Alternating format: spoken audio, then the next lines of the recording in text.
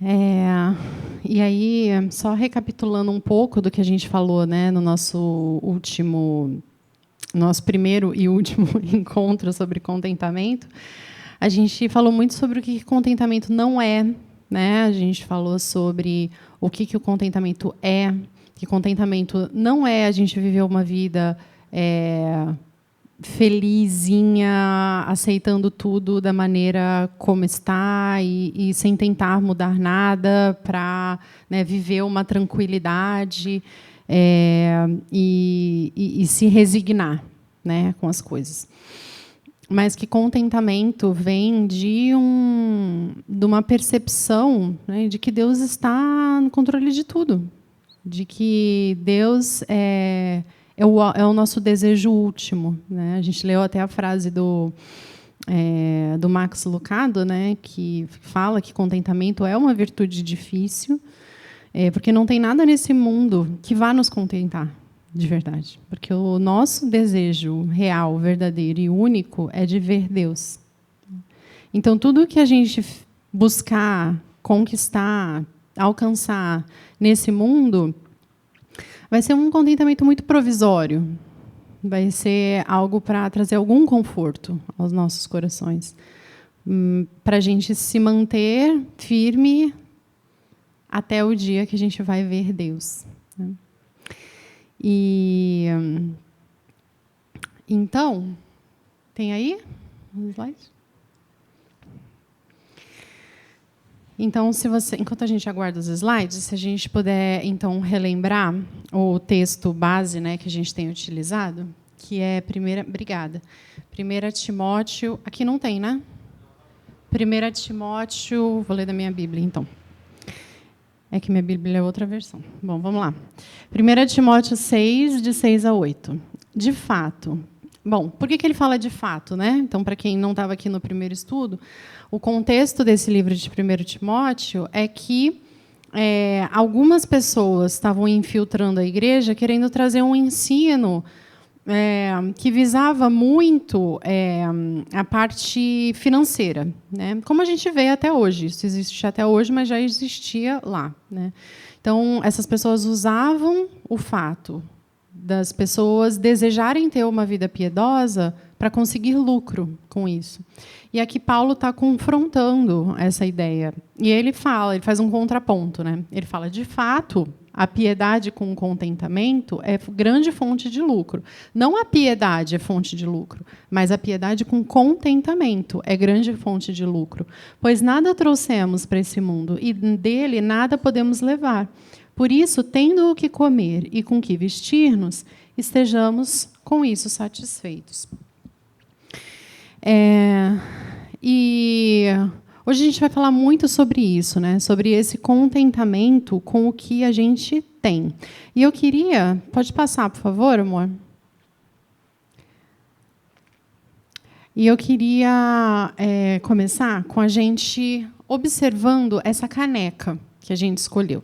Se essa é uma caneca que você não escolheu, que não veio da sua casa, não tem problema. Você pode fazer um exercício de lembrar da sua caneca favorita. Né? Então, você pode fechar os seus olhos, ou então você pode olhar para a sua caneca que você trouxe.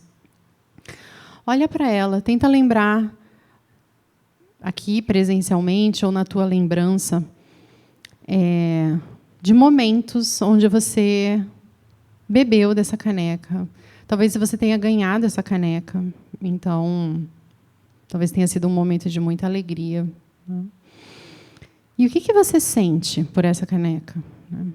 O que você sente por esses momentos que você traz na lembrança em relação a essa caneca? Tenta pensar em alguns e tenta captar, né, esse momento.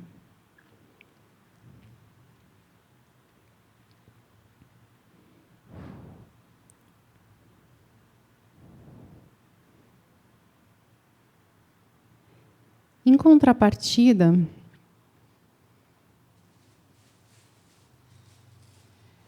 se eu te perguntar, por exemplo, o que você sente por esse copo? Não por copos descartáveis, mas o que você sente por esse copo aqui que eu acabei de tirar do saco? Provavelmente nada, né? Provavelmente nada. Porque você não tem uma história com ele, porque você nunca tinha visto ele antes, porque ele é mais um copo de plástico dentro de um pacote com 100 copos de plástico, né? Ele é, justamente, ele é descartável. O propósito dele existir é ser jogado fora, inclusive. O propósito dele existir é que ninguém tenha trabalho nenhum com ele. Que assim que ele for utilizado, ele já tem um destino certo, que é o lixo. Na melhor das hipóteses, se não tiver outros copos, se alguém encontrar um copo descartável, a pessoa vai lavar rapidinho, beber a água que ela precisa beber e depois jogar fora, né? Então, esse é o propósito pelo qual ele foi criado. E esse conceito, né, de descartável é um conceito que ele está muito presente no nosso dia a dia, sem a gente muitas vezes perceber. Ele acabou, ao longo do tempo, permeando muitas outras áreas da nossa vida, né? Então, aqui, por exemplo, né, quais foram, provavelmente, alguns dos desafios que a gente encontrou, ou ainda vai encontrar até o final do nosso encontro aqui, ao nós escolhermos, ou não escolhermos, né, nós sermos provocados a usarmos a nossa caneca que a gente trouxe, né, do início ao fim. A primeira delas é a gente, eventualmente, ter que ir até a cozinha, lavar, para poder beber uma outra coisa que o sabor não tenha nada a ver, né? Ou então a gente acabar não fazendo essa escolha, bebeu no mesmo copo, vai sentir o gostinho do que estava antes. Então, são alguns incômodos, né? São algumas situações que a gente acaba vivendo por não escolher o descartável. E isso se chama manutenção. E é isso que a gente faz com as coisas que a gente tem uma história. E não só as coisas, as pessoas também. Então, se algo ou alguém,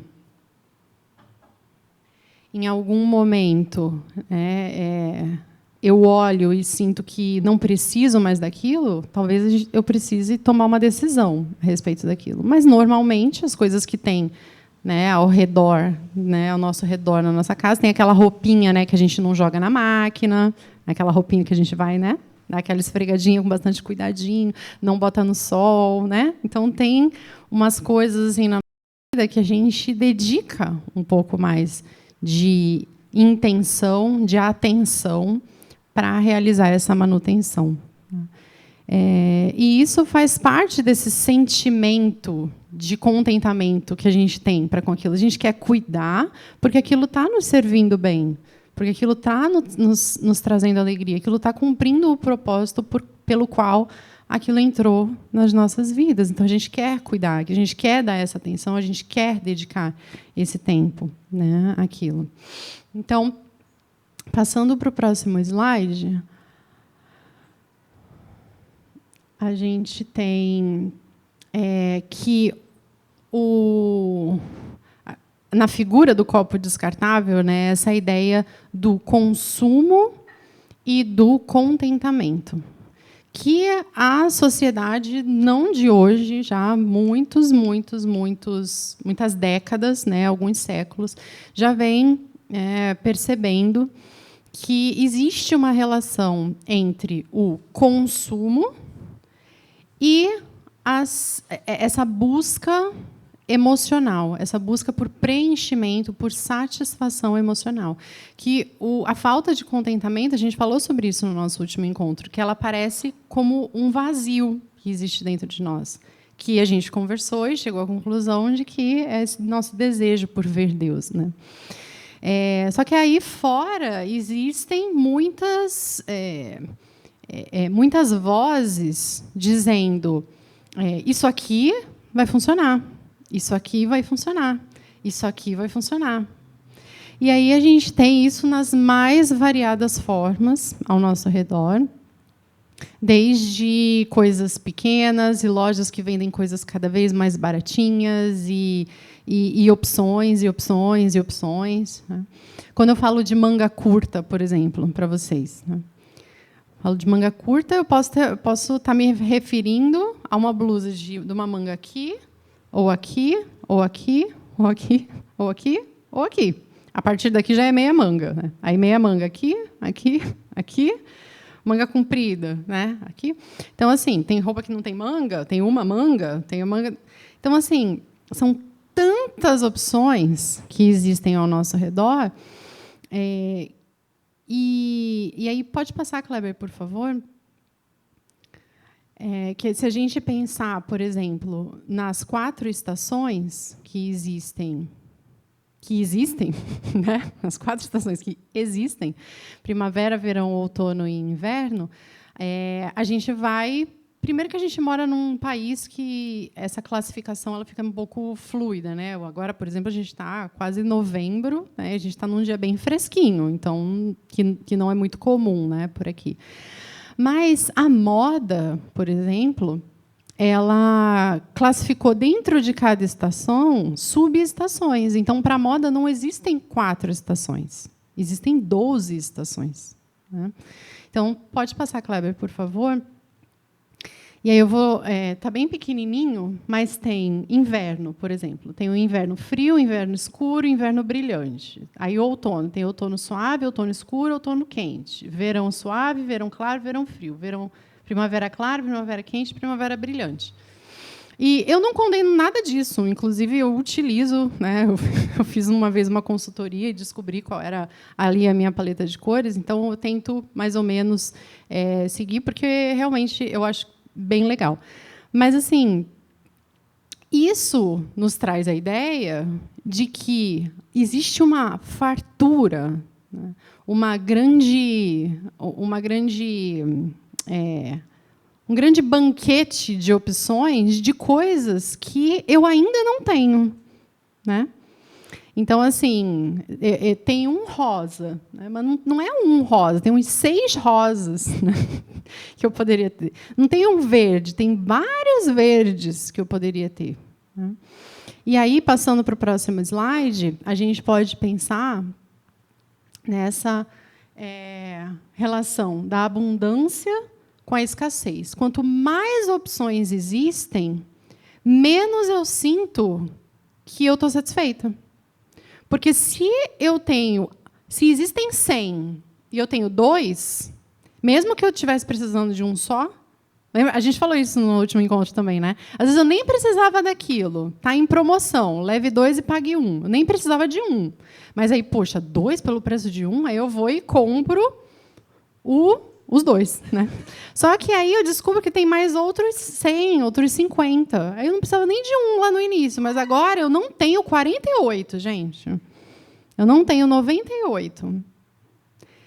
Entende? Então, assim, e isso, no nosso dia a dia, vai nos trazendo a sensação de que eu não tenho, de que para mim não dá, de que eu não posso, de que eu não consigo, de que alguém já conseguiu mais que eu, de que está faltando, e eu nem tenho aquilo ainda, e aquilo já ficou ultrapassado, já tem outro, né? E isso coloca a gente numa busca incessante por coisas que aqui, espiritualmente, a gente já entendeu que não vão nos satisfazer. E pior, quando os nossos olhos estão nelas, elas acabam provocando um descontentamento, uma insatisfação.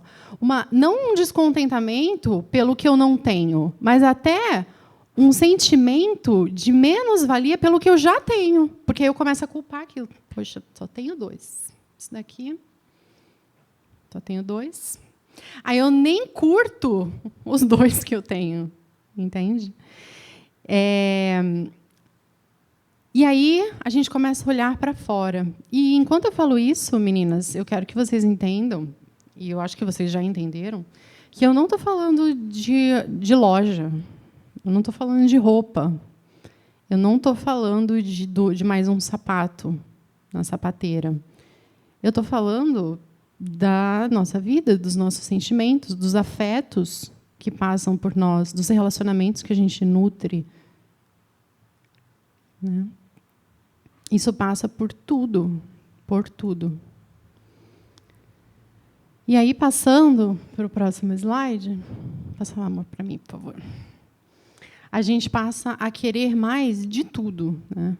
E é isso que eu estava tentando dizer, que a gente quer mais tempo, então o tempo que a gente tem, eu costumo dizer, né? Eu tenho todo o tempo que existe.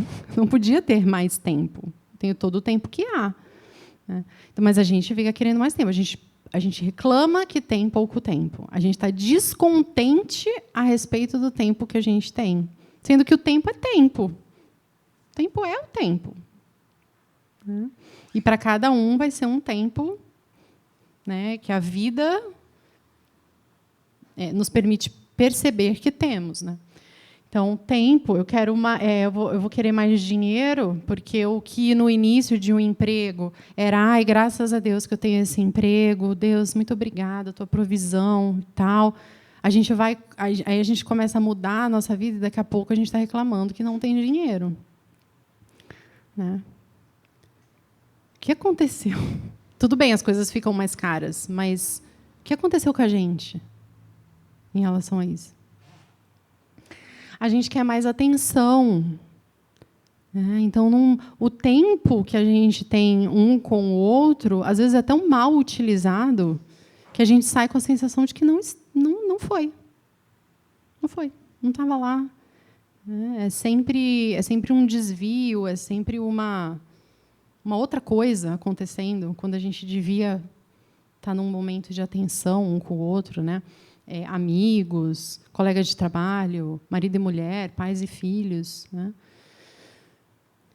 As roupas, que a gente já falou, começamos falando sobre isso. Amigos, diversão. Né? Então, o que antes proporcionava alegria e diversão para o coração, agora não mais. Agora tem que ser uma coisa maior, com mais tempo, mais cara, mais elaborada, mais.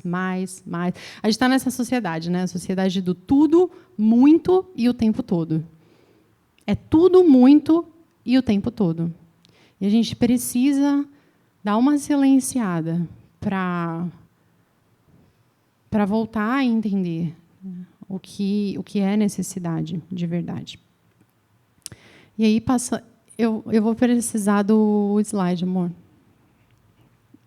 Muito.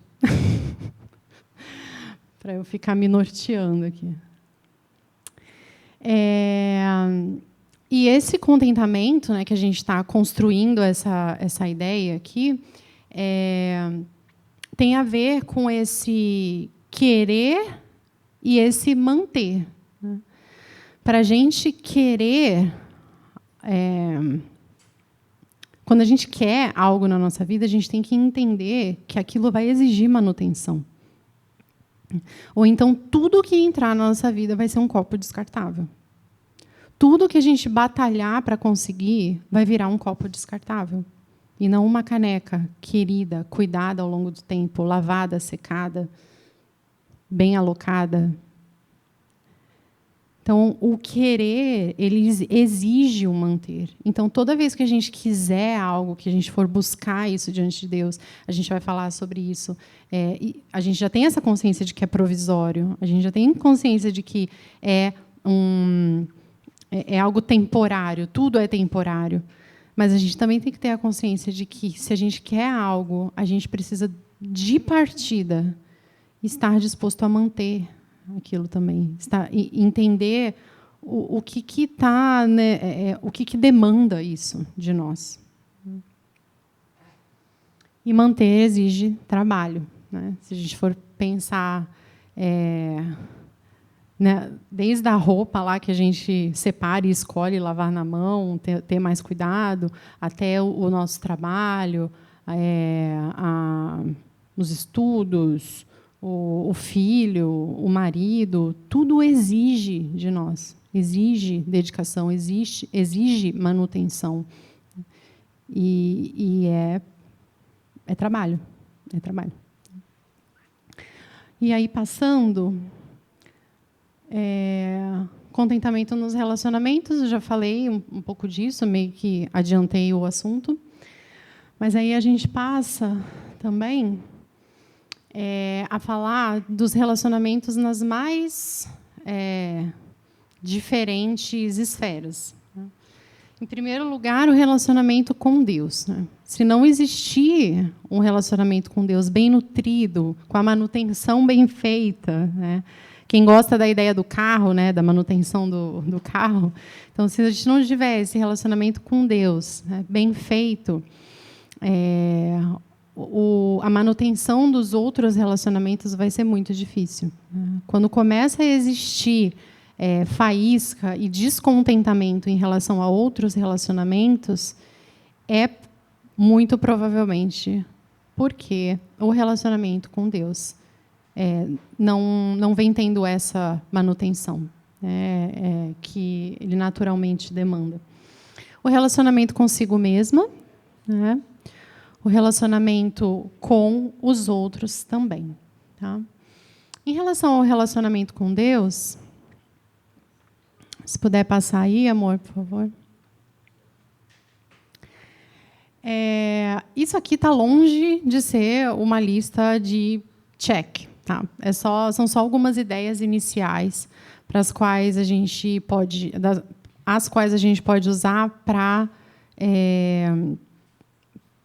iniciar, uma conversa, depois nos grupos a gente vai se dividir em grupos e a gente conversar um pouco mais sobre isso. Mas em relação ao relacionamento com Deus, ele não tem como fugir de, por exemplo, coisas que a gente já está super acostumado a ouvir, que é ler a Bíblia, que é conversar com Deus. E conversar com Deus pode ser pedir, pode ser agradecer, pode ser perguntar, pode ser tanta coisa.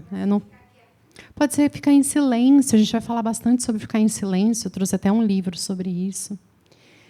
E o tempo com Deus, esse tempo que a gente vai buscar desse relacionamento, dessa manutenção do nosso tempo com Deus, ele vai servir principalmente para a gente redimensionar as coisas.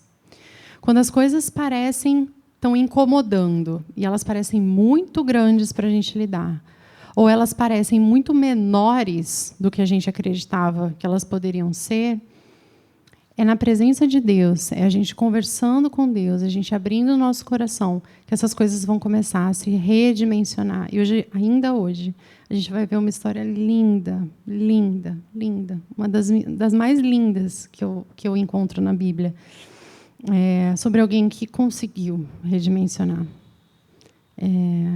na presença de Deus. E aí, relacionamento, passando, por favor, consigo mesmo. E aí, gente, esse slide aqui, eu deixo vocês muito à vontade para falarem assim, autoajuda. E falem, porque é autoajuda. É autoajuda. O que eu tenho visto pessoas o tempo todo, nas minhas experiências na clínica, nas minhas experiências no trabalho, nas minhas experiências na igreja, o que eu mais vejo são pessoas dispostas a ajudarem os outros, mas passando muito pouco por essa esfera do tentar ajudar a si mesma, ou então precisando muito de ajuda do outro, e não se dando conta de que existe algo que elas podem fazer por elas mesmas. Então, o exercício do espelho. Eu não sei se o quanto vocês fazem isso. Eu faço pouco, tá? Bem pouco mesmo. Mas eu trouxe aqui porque é algo que está no meu radar. Mas você já tentou ficar 5 minutos só olhando para você? Só olhando. Você já tentou ficar na sua companhia? Você aguenta? Você já tentou se olhar? De verdade. Sem ser pentear o cabelo e passar maquiagem para ir para o trabalho. Sem ser isso. Porque isso não dura 5 minutos. É muito pouco. 2 no máximo, 3, sei lá. Mas 5 minutos só olhando você. Quais os sentimentos que você tem por você? Qual a coisa nova que tem em você que você não sabia? Como você mudou? Você gosta do seu sorriso? Você lembra como você sorri?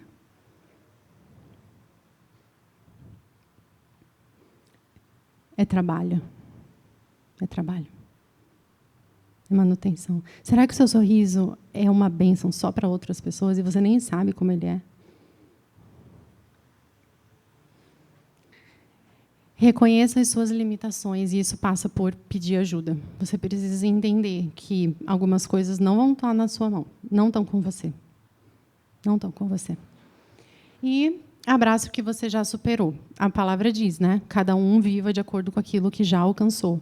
Não esqueça de onde você já chegou. Você já foi bem pior do que você está hoje. Se você está achando que tem algo ruim na sua vida hoje, já teve algo bem pior antes que você superou. E aquilo você não tem mais. Hoje tem outras coisas para a gente superar e viver. Mas e as coisas legais? O que você já venceu no Senhor? Que orações que o Senhor já respondeu sobre você, sua família, sua personalidade? Abrace isso. Se aposse disso. Fale sobre isso. É importante. Talvez no espelho você possa falar. Fala para você. Que aí você lembra. Então, slide de autoajuda. Tá? Não neguem. É autoajuda. É mesmo. E depois com os outros. Né? Fale menos e ouça mais. Aí eu trouxe um livrinho do João que se chama O Coelho Escutou. Eu não vou ler o livro todo aqui, apesar de que eu adoraria, mas assim... Eu amo contação de história, gente, eu acho muito legal. Mas, assim, basicamente é uma história de um menino que estava construiu um grande projeto. Tá? Então, ele montou com as pecinhas dele algo muito grandioso que ele planejou, ele investiu tempo e tudo mais. Ele estava super orgulhoso. E aí vieram os pássaros, derrubaram tudo, né? E ele ficou tudo desabado. E aí veio um animal, o primeiro animal, e cada animal, é interessante, que cada animal dá uma sugestão para ele de acordo com a personalidade do animal. Quer ver? A galinha, né, ela falou, poxa, que pena, eu sinto muito pelo que aconteceu. Vamos falar, fala sobre isso, fala. E ele não queria falar. E ela foi embora chateada. Aí o urso veio e falou, grita, vai te ajudar. Mas ele não queria gritar. E aí o urso foi embora chateado. E vários, né? O elefante que tem memória, né? Memória de elefante. Ele falou, vamos lembrar como era o projeto. Aí ele não quer lembrar. E o elefante vai embora chateado. Então, assim, os animais vão chegando e vão propondo coisas para ele que ajudariam eles mesmos, que é o jeito deles lidarem com a situação. Né? Mas ele não quer. E aí o Vitor ficou sozinho. E quando o Vitor ficou sozinho, o coelho chegou, olhou, foi se aproximando e sentou do lado dele. Só sentou. Só sentou. E eles ficaram ali em silêncio, até o Vitor dizer, por favor, fique comigo. E o coelho não fala nada na história inteira. Não fala nada a história inteira. Agora a Graça tem um coelho, né? Ela sabe bem. E o coelho escutou. Aí, sabe o que aconteceu quando o coelho escutou? O Vitor falou, o Vitor gritou, o Vitor pensou, o Vitor ficou bravo, ele enfiou a cabeça na parede, na parede não, no negócio que nem a... Ele se escondeu, né, igual a avestruz tinha sugerido, ele pensou em jogar tudo fora, ele pensou em alguém para ir brigar, para descarregar a raiva dele, e aí ele teve uma ótima ideia. Ele fez tudo isso com o coelho só escutando. E ele teve uma ótima ideia, que foi fazer um novo plano. E aí, gente, o que eu quero dizer com isso? É que as pessoas estão querendo ser ouvidas. Elas elas precisam muito ser ouvidas. Muito, muito, muito, muito, muito. A gente tem uma impressão disso, né? Mas, como eu estou me aproximando agora dessa realidade da clínica, a gente vê quantas pessoas estão precisando só falar. Elas não precisam ouvir quase nada. E conforme elas vão falando, elas mesmas vão construindo algo para elas. Elas só precisam ter alguém ali para que a voz delas ressoe de volta, muitas vezes. Claro que as trocas... Sim, elas se escutam. E aí, exige muito, muito pouco de um amigo ajudar. Entende? Exige muito pouco. Só exige estar. A questão é que existe algo muito soberbo em nós, que a gente acha que a gente tem uma ideia incrível para dar para um amigo. Quando, na verdade, o que importa somos nós na vida dele. Nós estarmos lá.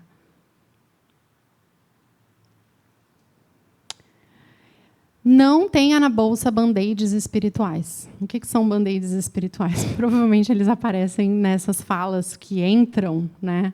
Quando alguém está tentando desabafar alguma coisa e você volta com...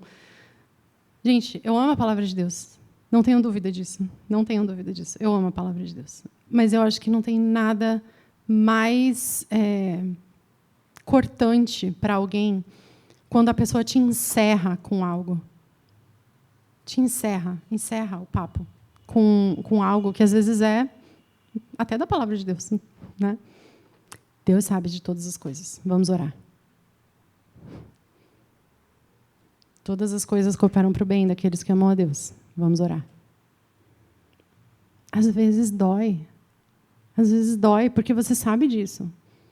Você só precisa encontrar o lugar daquilo dentro do teu coração. E talvez, se alguém não fala nada e você chegar àquela conclusão, aquilo vai ter um efeito tão melhor. Tão melhor. E demonstre interesse. Eu tenho tentado mudar minhas perguntas. Lembra que eu falei no encontro passado que eu pergunto sempre a mesma coisa para as pessoas na igreja? Como foi a semana? Como foi a semana? E é bom, as pessoas querem falar muitas vezes como foi a semana, mas eu tenho tentado ser um pouco mais intencional. Eu estou vendo você. Tenho deixado as pessoas saberem que eu vejo elas. Quantas pessoas sabem que você enxerga elas? Tenta demonstrar interesse por algo sobre a pessoa. Que mais?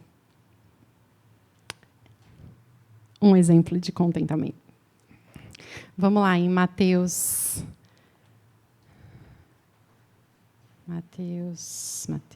Vai ter aqui também. Vai ter aqui também. Pode botar, amor. Pode botar, por favor. É que eu vou ficar com torcicolo. Eu trouxe a Bíblia, gente. Eu amo versões da Bíblia, né? Então, eu trouxe aqui, Almeida, a Mensagem e NVI. Então, assim, eu não tenho nenhuma referência do que eu pudesse ler aqui. Eu vou ter que ler de costas mesmo. Então, vamos lá.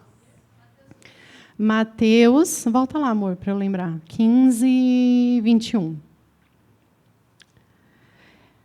Bom, saindo daquele lugar, Jesus retirou-se para a região de Tiro e de Sidom. Uma mulher cananeia, natural dali, veio a ele gritando: Senhor, filho de Davi, tem misericórdia de mim. A minha filha está endemoniada e está sofrendo muito. Mas Jesus não lhe respondeu palavra. Então seus discípulos se aproximaram dele e pediram: manda embora, porque vem gritando atrás de nós. Então, o que está acontecendo até aqui? Jesus está, enfim, em um determinado lugar, se retirou para uma região e uma mulher vem gritando. Aqui a gente não vai analisar a parte de Jesus, tá? A gente vai analisar a parte da mulher, porque senão o estudo fica longuíssimo. Mas essa mulher, ela vem gritando atrás dele, né? Senhor, filho de Davi, tem misericórdia de mim. Minha filha está endemoniada, está sofrendo muito. Gente, quando um filho está sofrendo, a gente sabe que a gente vai fazer de tudo, né? Provavelmente, eu não sei se Jesus foi a primeira opção dela, eu não sei como estava a situação, mas o fato é que essa mulher vem gritando pelo meio da rua, a ponto dos discípulos pedirem para Jesus mandá-la embora, porque ela estava gritando atrás deles, ela estava incomodando, ela estava causando um certo desconforto ali diante da situação, o que nos leva a crer que a situação, de fato, ela estava endemoniada. Então, era uma situação bem séria. Aí, passando, diz assim, passa aí, amor, por favor. Ele respondeu, fui enviado apenas às ovelhas perdidas de Israel. A mulher veio, adorou de joelhos e disse, Senhor, ajuda-me. E ele respondeu, não é certo tirar o pão dos filhos e lançá-lo aos cachorrinhos. O que ele está dizendo? Ele está dizendo que ela não era do povo judeu. Só isso. Ele estava dizendo isso. Ela não era do povo judeu. Jesus estava ali para os judeus. Então, não convinha que ele desse atenção para alguém que não era o foco naquele momento. Mas Deus sabe de todas as coisas, né? E Jesus viu algo nela ali que fez com que ele investisse atenção nela, mesmo de uma forma que para nós pareça bem estranha. Disse ela, porém, aí ele falou, não é certo tirar o pão dos filhos e lançá-lo aos cachorrinhos. Disse ela, porém, sim, Senhor, mas até os cachorrinhos comem as migalhas que caem da mesa dos seus donos. E Jesus respondeu, mulher, grande é a sua fé, seja conforme você deseja. E naquele mesmo instante, a sua filha foi curada.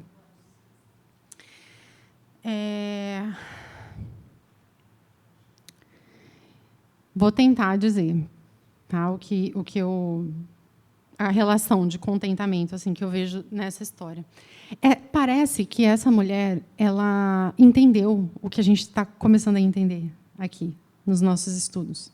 Parece que ela entendeu o tamanho de Deus em relação à demanda dela, ao problema que ela tinha naquele momento. E ela entendeu que podia ser uma migalha, podia ser um pedaço, podia ser um container, podia ser o que Jesus quisesse dar para ela. Que se Jesus quisesse que aquilo fosse resolvido, não era o tanto que Jesus daria que importaria. Era o próprio fato de ter vindo de Jesus. Entende? Então, assim, e aí, olha o que Jesus fala para ela. Seja conforme você deseja. Quando a gente tem uma demanda diante de Deus, é importante que a gente perceba o que a gente deseja em relação àquilo.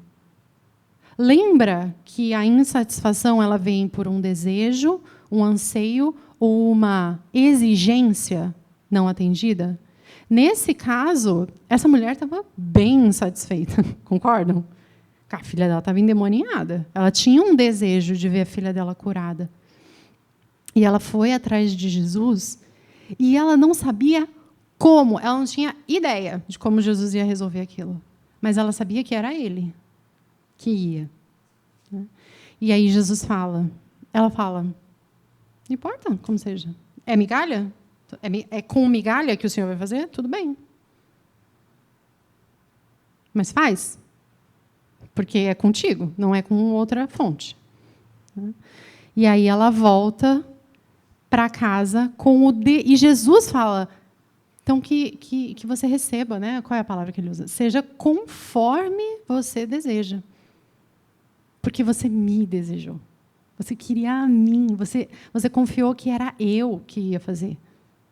E por que você não se importou? Você não exigiu a tua maneira. Você não exigiu que fosse do seu jeito. Você não me puxou pelo braço e disse que eu tinha que estar lá e tocar na tua filha. Você acreditou que se eu quisesse, eu curaria. Então vai, seja conforme o teu desejo. E a filha dela ficou curada. Isso me fala sobre um nível de contentamento incrível. Incrível. Que eu desejo muito alcançar um dia. E aí, passando, eu quero trazer, como eu trouxe muitas versões, eu queria trazer a versão da mensagem. Não sei quantas de vocês conhecem essa Bíblia. Eu confesso que eu não gosto muito dela para o dia a dia, tá? Eu não me conecto no dia a dia com esse tipo de leitura. Mas eu acho bem interessante para expandir o nosso entendimento sobre algumas coisas.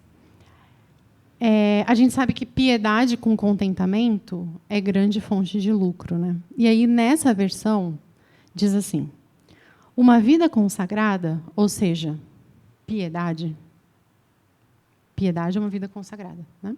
Bom, piedade traz lucro, mas esse lucro é a rica simplicidade de ser você mesmo na presença de Deus. Lembra que eu falei sobre essa percepção do Max Lucado de que contentamento é difícil, porque o que a gente quer de verdade é ver Deus, né? O dia que nós virmos Deus, nós vamos ser quem nós somos. Parece óbvio, né? Mas assim, deixa eu elaborar um pouco melhor. Nós somos quem nós somos. Tá?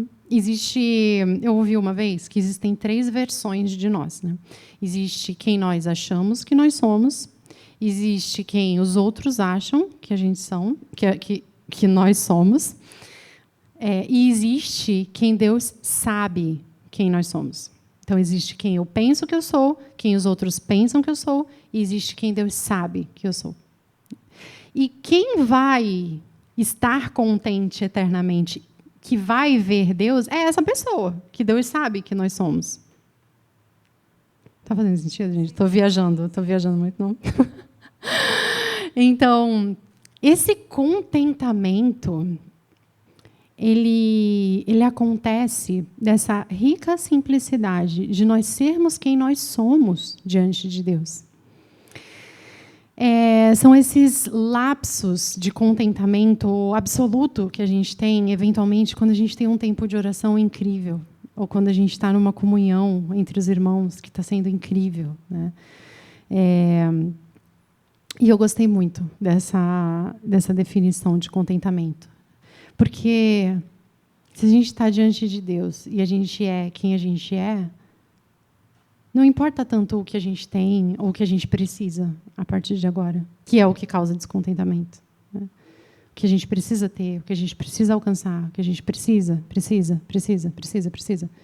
Ser quem nós somos e estar com o nosso Deus é fonte de contentamento, é fonte de grande lucro, né? E aí ele diz: considerando então que entramos no mundo sem 1 centavo e que sairemos dele sem nada, se temos pão na mesa e sapato nos pés, é o bastante. E é com essa reflexão que a gente conclui esse primeiro momento aqui do nosso estudo, né? Nós vamos nos reunir agora nos grupos, vamos bater mais um papinho. E no encontro que vem, eu não tenho título ainda, mas a gente vai continuar falando sobre coisas que a gente acha que nos satisfariam, que nos trariam contentamento, e como elas são efêmeras, como elas não são nada, e como elas de fato não nos produzem esse contentamento que a gente busca. A gente vai construir um pouquinho mais sobre isso. E aí acho que tem a data até, né, no próximo, dia 11. Então, 11 de novembro, já marquem nas suas agendas, nós vamos estar juntinhas aqui novamente, tá bom? Vamos orar e aí a gente se distribui nos grupos. Senhor Jesus, muito obrigada por esse momento juntas aqui. Obrigada por estar construindo algo tão bonito, Deus, tão novo. E eu tenho certeza, Deus, de que para muito além de qualquer ponto, Deus, que tenha sido levantado aqui, nesse estudo, a Tua própria palavra suscitou no coração de cada uma de nós algo que o Senhor já vem trabalhando há algum tempo. Nós confiamos nisso, Deus, e reafirmamos que acreditamos que a Tua palavra não voltará vazia. Ela foi lançada e ela cumprirá o seu propósito. Assim nós cremos e confiamos em Ti, Senhor. Em nome de Jesus. Amém.